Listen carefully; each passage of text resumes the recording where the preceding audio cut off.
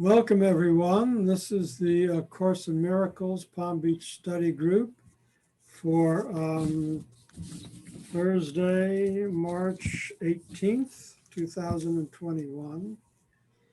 We are on page 21 in the book. It is chapter 2 and section 3, the altar of God. The atonement can only be accepted within you by releasing the inner light. Since the separation, defenses have been used almost entirely to defend against the atonement and thus maintain the separation. This is generally seen as a need to protect the body. The many bhati fantasies in which mind engage arise from the distorted belief that the body can be used as a means for attaining atonement. Perceiving the body as a temple is only the first step in correcting this distortion, because it alters only part of it. It does recognize that atonement in physical terms is impossible. The next step, however, is to realize that a temple is not a structure at all. Its true holiness lies in the inner altar around which the structure is built. The emphasis on beautiful structures is a sign of the fear of atonement and an unwillingness to reach the altar itself. The real beauty of the temple cannot be seen with the physical eye. Spiritual sight, on the other hand, cannot see the structures at all because it is perfect vision. It can, however, see the altar with perfect clarity. Does anyone have any comments or questions? If you reach out with love, it connects. It becomes a oneness if the other person is open to it. Thank you. Anyone else?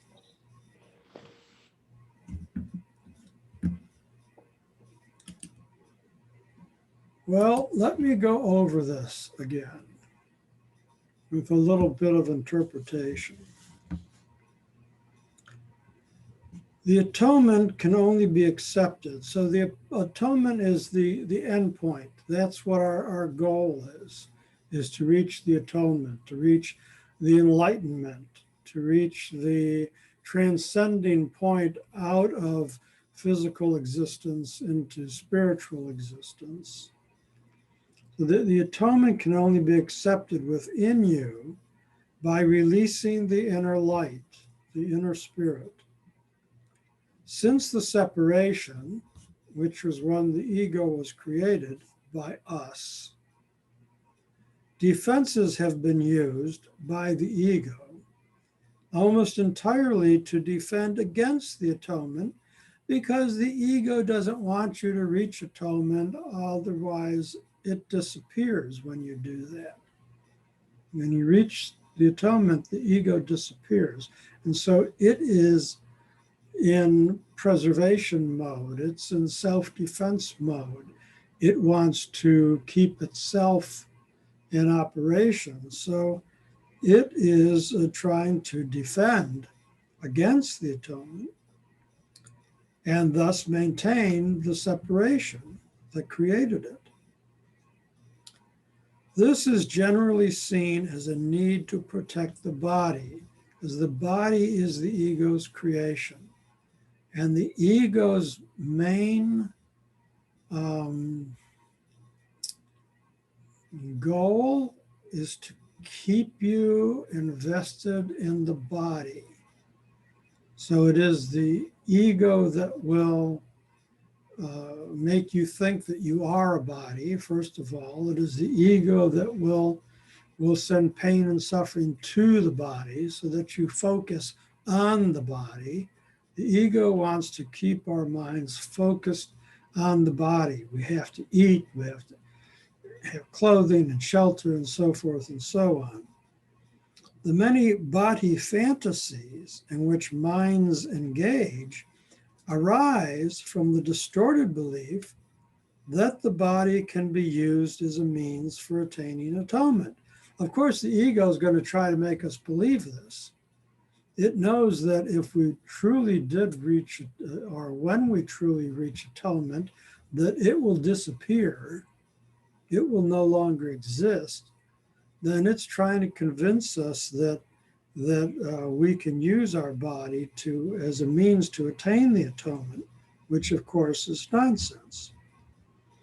Perceiving the body as a temple is only the first step in correcting this distortion, because it alters only part of it. So we need to perceive our bodies as a temple. A temple of what? Well, the next step is to realize that a temple is not a structure at all. The temple is not the body. Its true holiness lies in the inner altar around which the structure is built. The true essence of ourselves that is inhabiting this body, that is in the center of its existence. The emphasis on beautiful structures is a sign of the fear of the atonement. And you know, the ego has built these fabulous, magnificent churches and cathedrals and temples and mosques all around the world, trying to get us to believe in the reality of the body and the physical. So the emphasis on beautiful structures is a sign of the fear of the atonement and an unwillingness to reach the altar itself. The real beauty of the temple cannot be seen with the physical eyes. The physical eyes cannot perceive, cannot see the spiritual world. And spiritual sight, on the other hand, cannot see the structures at all because it is perfect vision. So from spirit's point of view, none of the physical world exists. From spirit's point of view, the physical world is just a dream. It's not real at all. It doesn't even see it. But it does see that altar within us, that spark of light that indwells us. It can, however, see the altar with perfect clarity. It can see that our inner spirit with perfect clarity, but it doesn't even see our bodies. That's what the book is telling us. Now, are there any questions?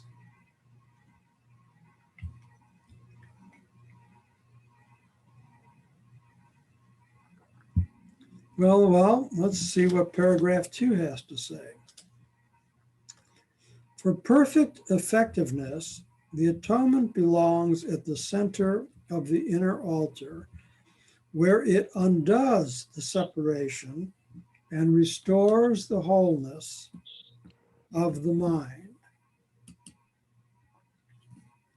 Before the separation, the mind was invulnerable to fear because fear did not exist. Both the separation and the fear are miscreations that must be undone for the restoration of the temple and for the opening of the altar to receive the atonement. This heals the separation by placing within you the one effective defense against all separation thoughts and making you perfectly invulnerable. Anyone?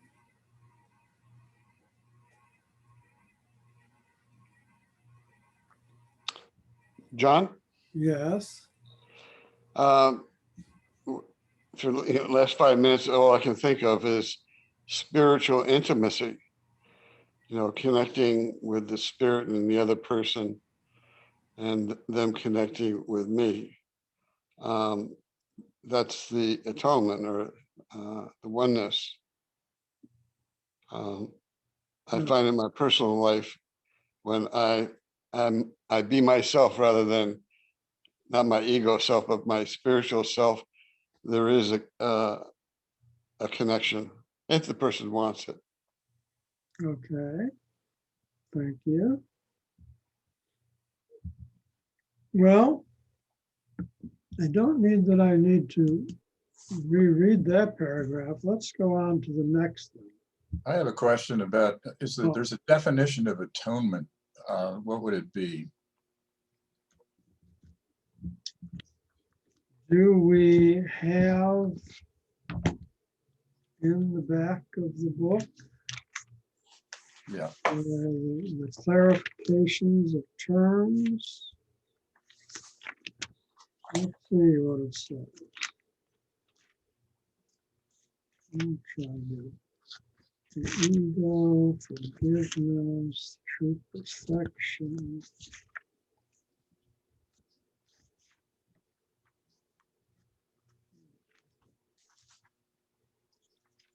Okay, that's not in there.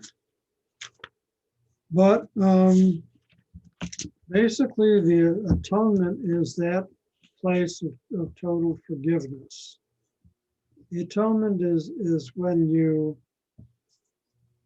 you are able to completely forgive the ego world and be able to move on out of the ego world. At that point, you've reached the atonement. That's the simplest way I can explain it. Does that help? Yeah, I think I remember something about it's like a repair or something.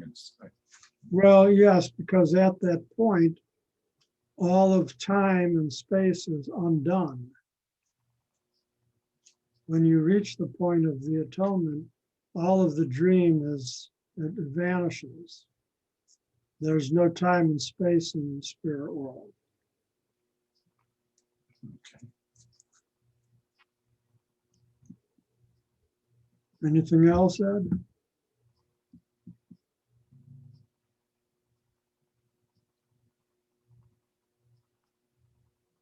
Okay, let's move on then.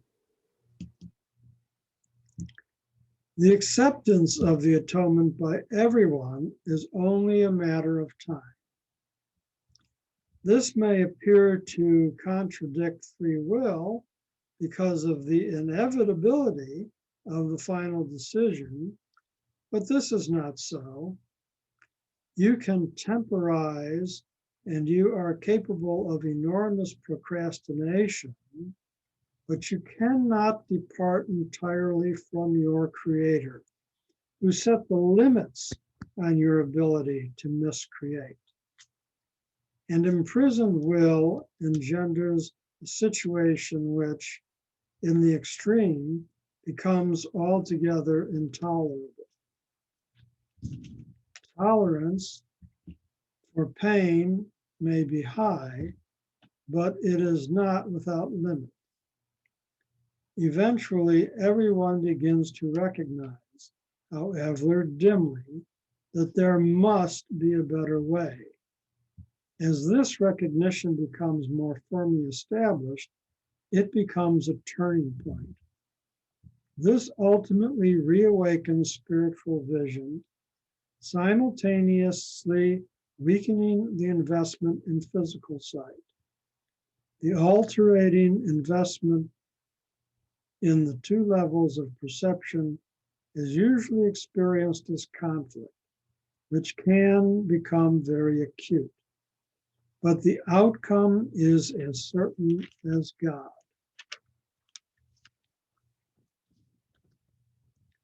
So the atonement is a given that the final end of the universe that we created, the ego world, is from God's point of view, a reality. The question is only a matter of time.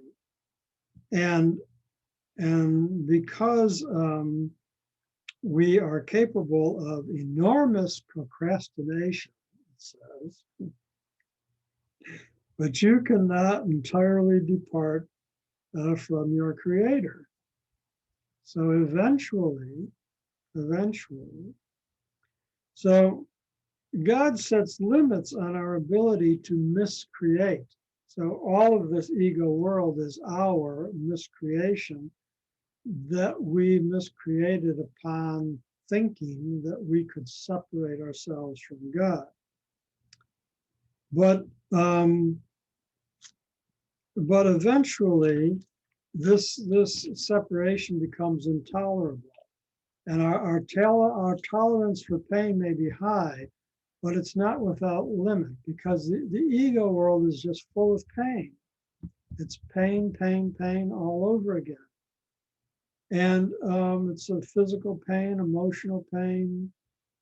So eventually, everyone begins to recognize that there must be a better way. And that's when we individually can turn to reawaken our spiritual vision.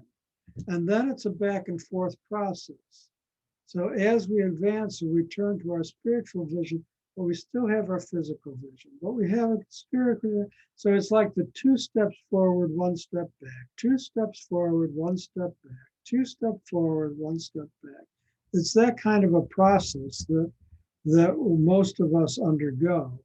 And so this alternating investment in the 2 levels of perception is usually experienced as conflict, which can become very acute, but the outcome is as certain as God. The outcome is the atonement, and everyone will reach the atonement in time. But each one of us has to individually go through the process, and we do have free will. So we can choose how much pain we want to put up with before we finally just give in and say, all right, you know what? Enough of this ego stuff already. Any questions?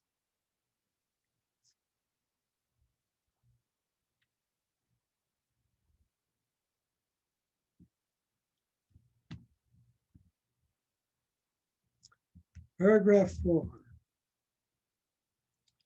Spiritual vision literally cannot see error and merely looks for atonement.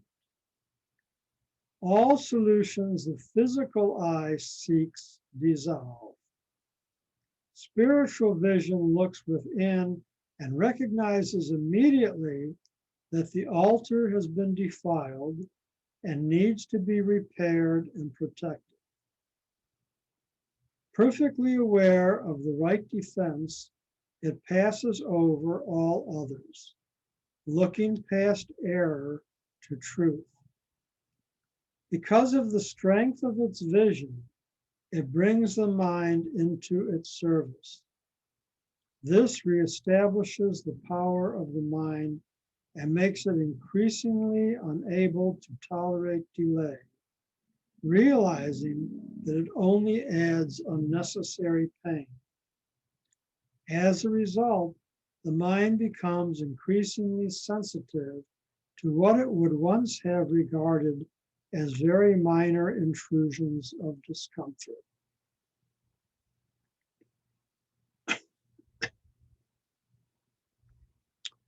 The children of God are entitled to the perfect comfort that comes from perfect trust. Until they achieve this, they waste themselves and their true creative powers on useless attempts to make themselves more comfortable by inappropriate means. But the real means are already provided. and do not involve any effort at all on their part. The atonement is the only gift that is worthy of being offered at the altar of God because of the value of the altar itself.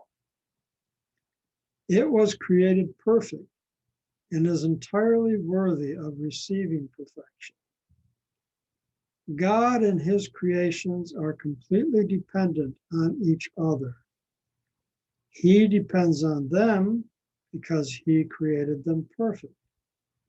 He gave them his peace so they could not be shaken and could not be deceived. Whenever you are afraid, you are deceived, and your mind cannot serve the Holy Spirit. This starves you by denying you your daily bread. God is lonely without his sons, and they are lonely without him. They must learn to look upon the world as a means of healing the separation. The atonement is the guarantee that they will ultimately succeed.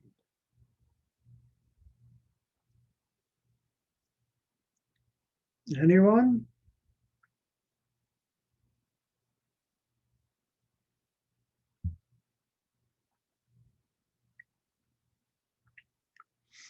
Well, let me go over that last chapter briefly.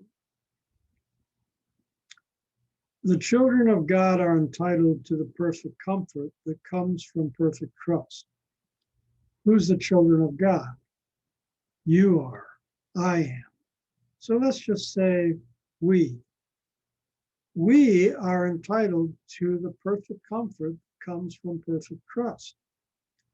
Until we achieve this, we waste ourselves and our true creative powers on useless attempts to make ourselves more comfortable by inappropriate means, by trying to engage the ego.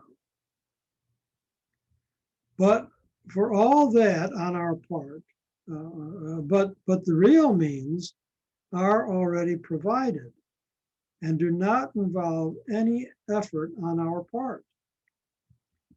The atonement is the only gift worthy of being offered at the altar of God, that is our own self, our own spiritual self. Because of the value of the altar, the value of ourselves as spiritual beings. The atonement was created perfect. Oh, it was created. Okay, we were created perfect, and we are entirely worthy of receiving perfection. So if you want a good affirmation to make when you wake up every morning, say, I am perfect, just as God created me. We are perfect. God and his creations, us, are completely dependent on each other. We are one with our Father, and we are one with one another. There's only one of us. We are completely dependent on each other. He depends on us because he created us perfect. He gave his peace to us so that we could not be shaken or deceived. Whenever we are afraid, we are deceived, and our mind cannot serve the Holy Spirit. This starves us by denying us our daily bread of peace and love and light and life that the Father bestows upon us. God is lonely without his sons. Well, that's kind of metaphor. I'm sure God doesn't feel loneliness, but you get the idea, I hope, that and we are lonely without him. There's that feeling of separation. We feel it much more so than God does, I'm sure, but nonetheless, the point the point it's trying to make, I think, is that God's true desire is for us to reach atonement and thus end the separation. And so in that sense, he's lonely for us. John, Yes. is God the connection? Well, yes, God's the creator. He connects everything with everything.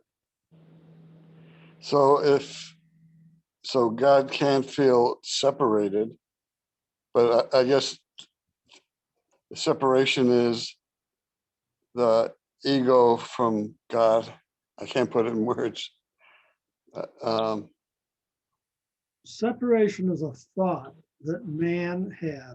The one Son of God thought he could be separated from his Father, which immediately created the ego and the ego world and all of the hellfire and brimstone that we find ourselves trapped in. But we're not really trapped. Once you know the key, which is this book is giving us the key. This book is handing us the golden key on a silver platter. You know, it's up to us if we're going to take it and unlock the door. That it can't do because we have free will. The Spirit cannot force us. So death doesn't separate us from God? Oh no, death is just an illusion. There is no death from God's point of view. We are eternal beings.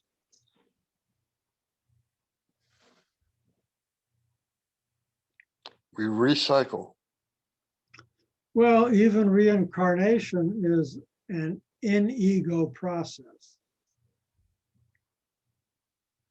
Can you explain that? Well, the ego wants to keep us trapped in a body.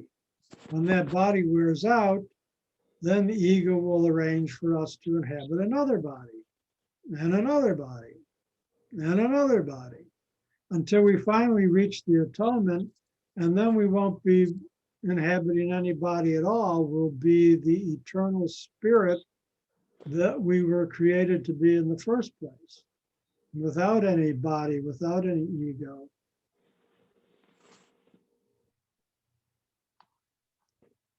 Anyone else have questions?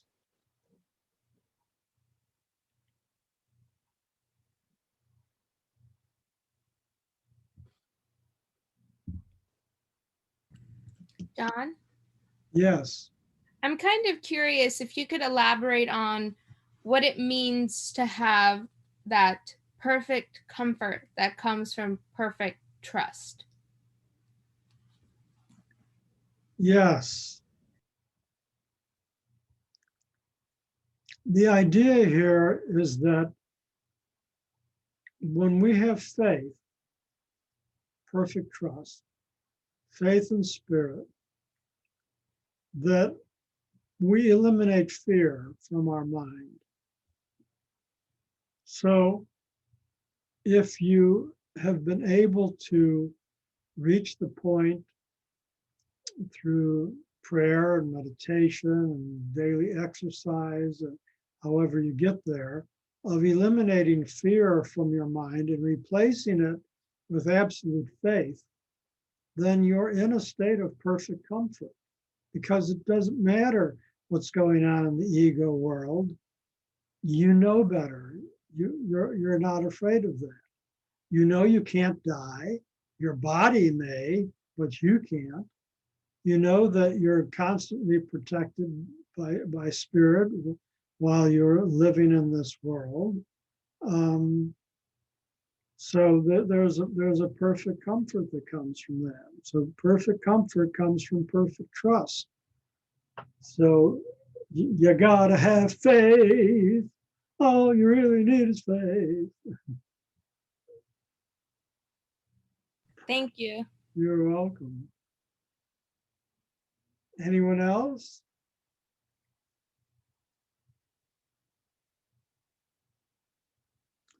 Well, guess what? We already went through a whole section. We're starting section 4.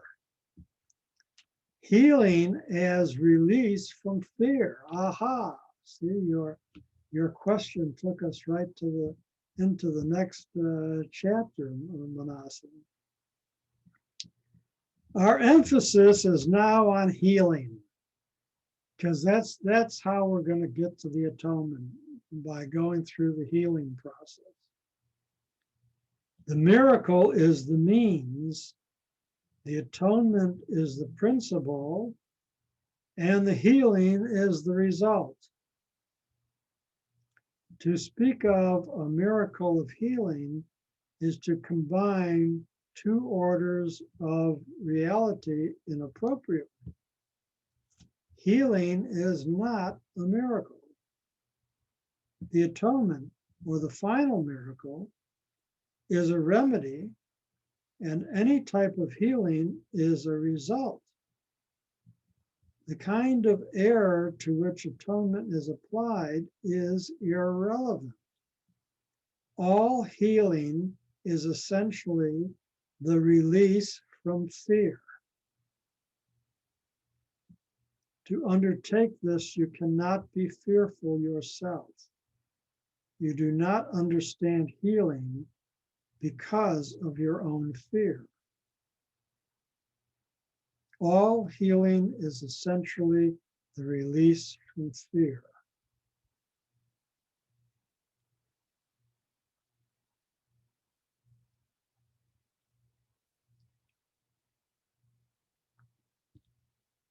So the miracle is the means. That's the same forgiveness, because that's where the miracle is found, in true forgiveness. The atonement principle is what is allowing the forgiveness to be the miracle. And the result is the healing. The result is the healing, which is the release from fear, which brings us along the path towards enlightenment. The atonement, the final miracle, is the remedy, and the healing is the result of that. So again, the most important part there is that healing is essentially the release from fear. And if there's one thing you want to concentrate on, it's releasing fear from your mind.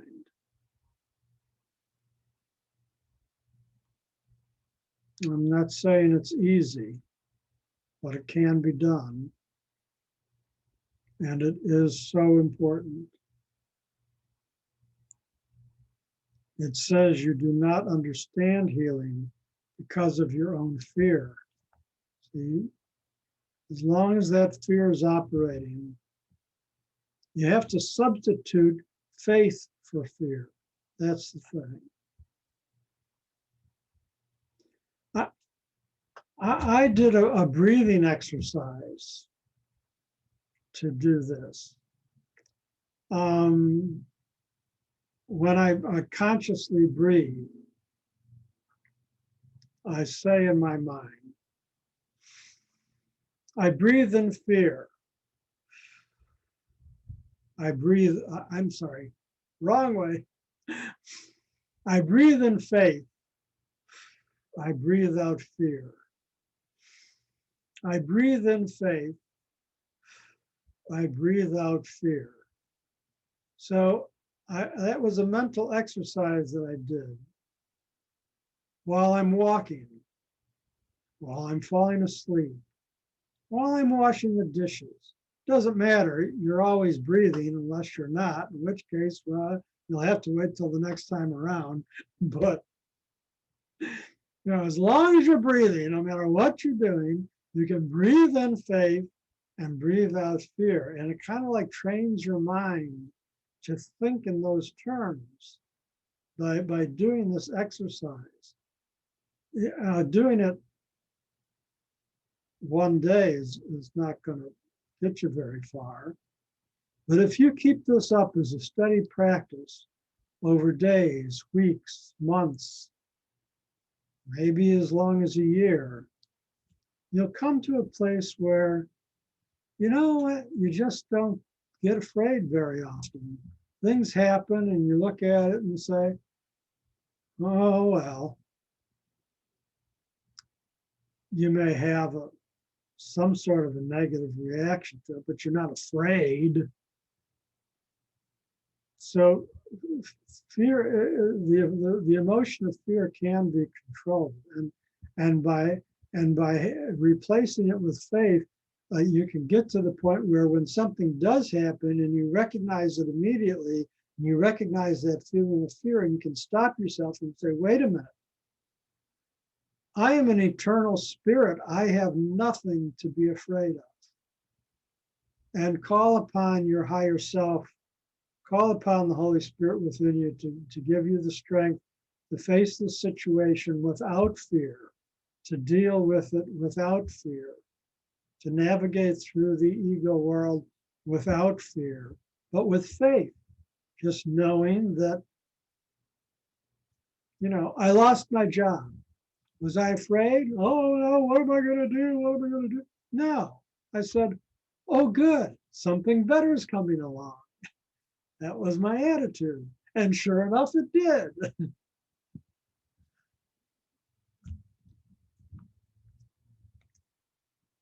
Any questions?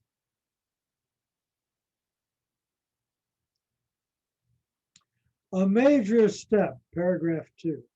A major step in the atonement plan is to undo fear at all levels.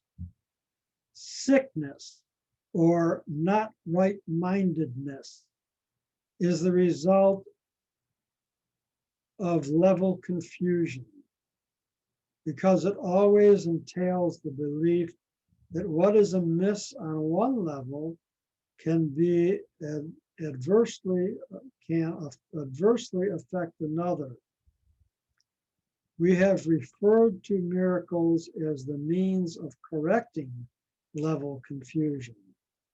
For all mistakes must be corrected at the level on which they occur. Only the mind is capable of error. The body cannot act wrongly only when it is responding to misthought. I'm sorry, I'll reread that. The body can act wrongly only when it is responding to misthought. So there's the old, metaphysical principle that thoughts are things, and that we create with our thoughts, and that any illness or sickness that we experience in the body is a result of wrong thinking. And basically, that's what the book just told us. The body can act wrongly only when it is responding to misthought or wrong thought. The body cannot create, and the belief that it can, a fundamental error, produces all physical symptoms. Physical illness represents a belief in magic. The whole distortion that made magic rest on the belief that there is a creative ability in matter which the mind cannot control. This error can take two forms. It can be believed that the mind can miscreate in the body, or that the body can miscreate in the mind. When it is understood that the mind, the only level of creation, cannot create beyond itself, neither type of confusion need occur.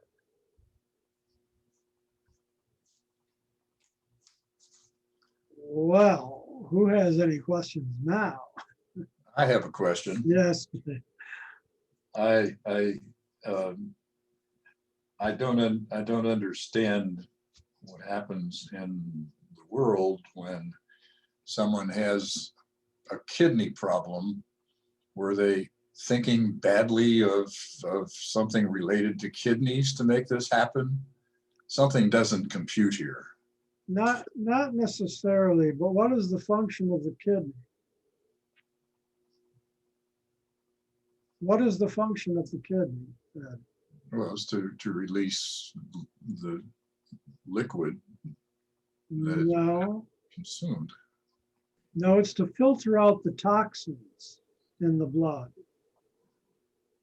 The blood flows through the kidneys. The kidney is responsible for flushing out the toxins and then eliminating. Okay. So if the mind is full of toxic thoughts, it might affect the kidneys.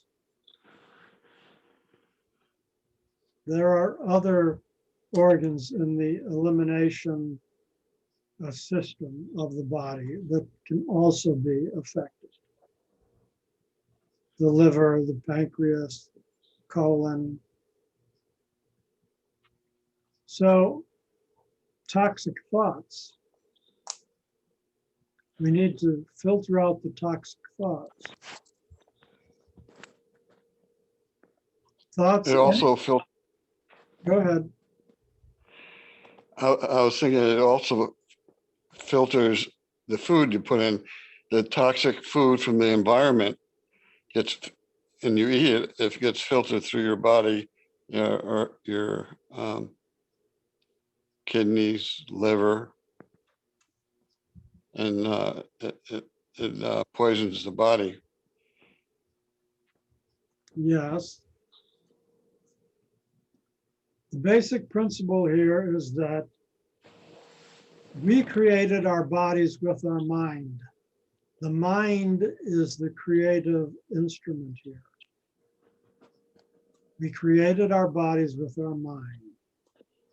If there's something wrong with our body, there's something wrong with our thoughts.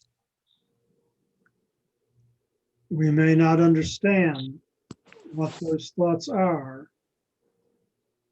but that's the bottom line. To think otherwise is to think that the body can create these things on its own, but the body itself is ego. It has no creative properties. That's what it just told us here. The body is ego? Yes. How? Huh? I don't quite get that. We And the ego is something that the mind creates, but the body, I don't see the relationship. I'm sorry. the whole physical universe is the ego. So the only thing that exists is the spiritual, Yes. the light. Well, Speak, the right? only thing that exists for real is spirit. Everything else is an illusion.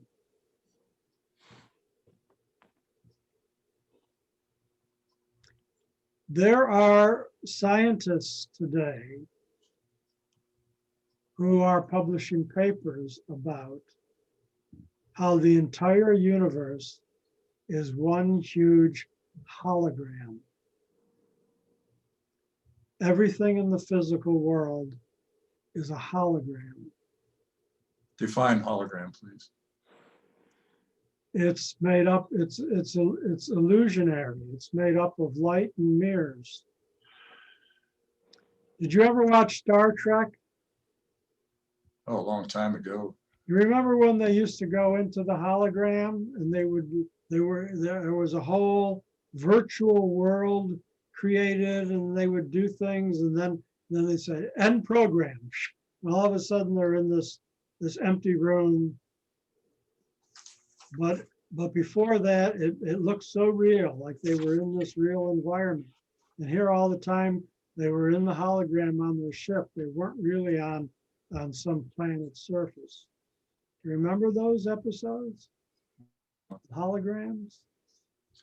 The But whole, I'm reading the autobiography of a yoga, and Yeah. I've come through that section where they're describing the universe and in that regard, and that matter is, well, he's going through a scientific, they're going through a scientific revelation of matter, and the only thing that really exists is light. yes, And the light, we can put in quotation marks, as spirit, or it has no physical definition. There's no matter involved. It's yeah. But we are the light, our spiritual selves.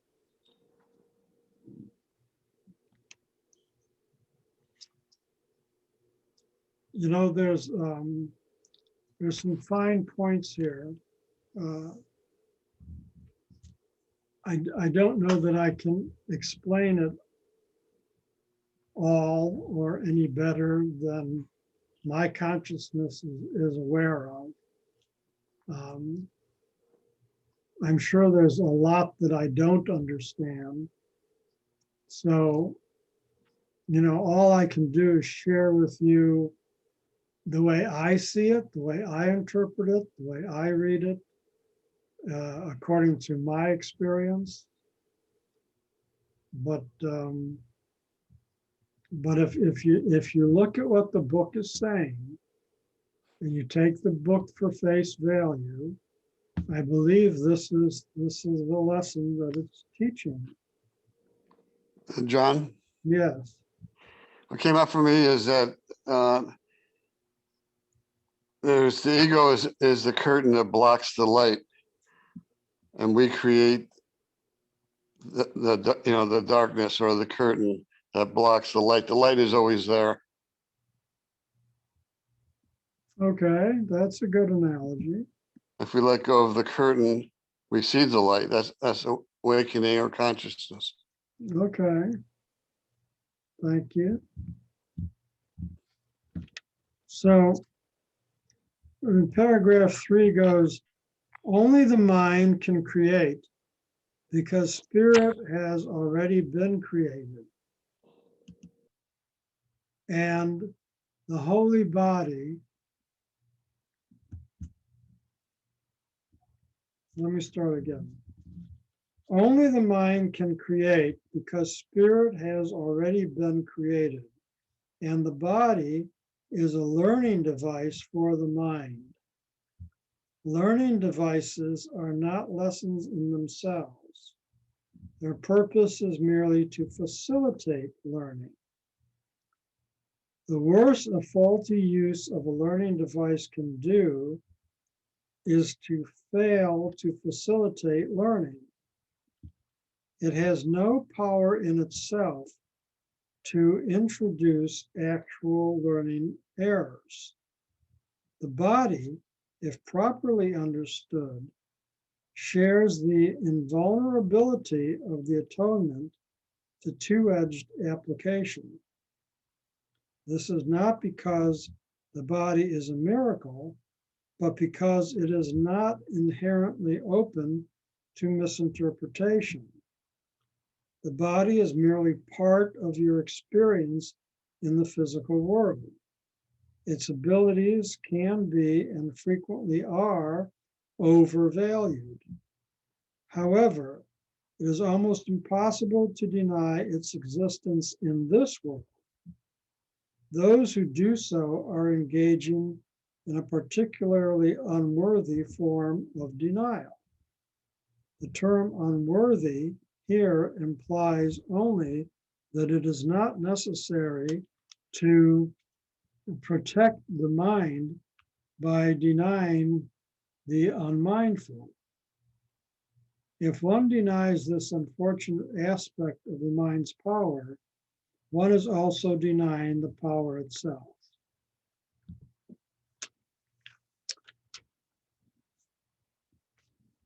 Well, that was an esoteric mindful. mouthful. Anyone have any comments or questions? John, I'm sitting here looking at this printer that I have, and it has several functions and ways to make multiple copies, and it has a physical presence of that you can touch it and feel it and hear it. I can't put that into the same picture with this for some reason. It seems to be that this is denying that is actually there, that this has drawers and you can lift it up and it makes pictures, and it's a complicated, and it's complicated and it's physical, and it does the same task time after time. And it's hard for me to put that into this denial of the physical realm. And yet, you know that that printer is composed of molecules and atoms, which if you go down to the subatomic level, is nothing but light and space. It's an illusion. But it's corporeal. It's But everything, your doors, your desk, your lamps, your clothes, your body, it's all corporeal. But everything that's corporeal is an illusion. they are specific. From spirit's point of view, it doesn't exist. Okay. From ego's point of view, it's very real. And the whole Course in Miracles is there to help you make that transition between the very physical ego world and the very unphysical spiritual world. Now on Mesh, Father Mulcahy said, have 1 foot on the earth and 1 foot in heaven. Yes, you did. And thank you, Father Mulcahy. Well, we have. I mean, we have to deal with this earth all the time. We have to deal with this on our normal daily. Yes, Yeah. you do. We do have to deal with it. The question is, how do we deal with it? Do we deal with it in fear, or do we deal with it in faith?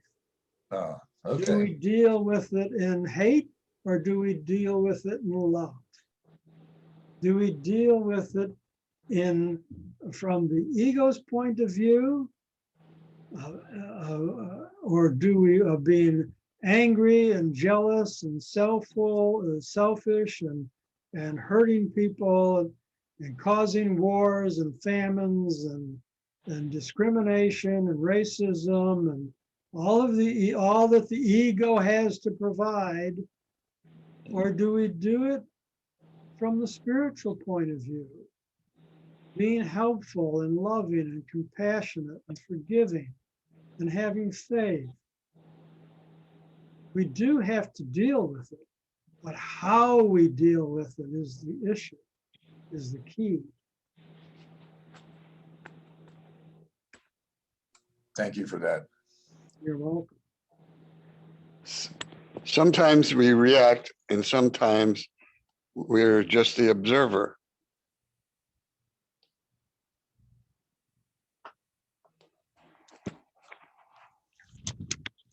Yes.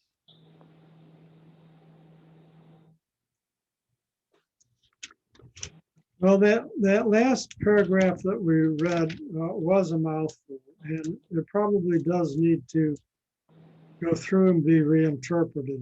But we're pretty much at the end of our time. And so maybe we'll pick up with that next week. Maybe we'll go over that paragraph 3 again. I'm marking that.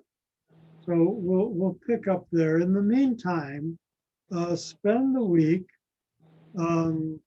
thinking about these concepts. And those of you who have the book, go back and reread these chapters.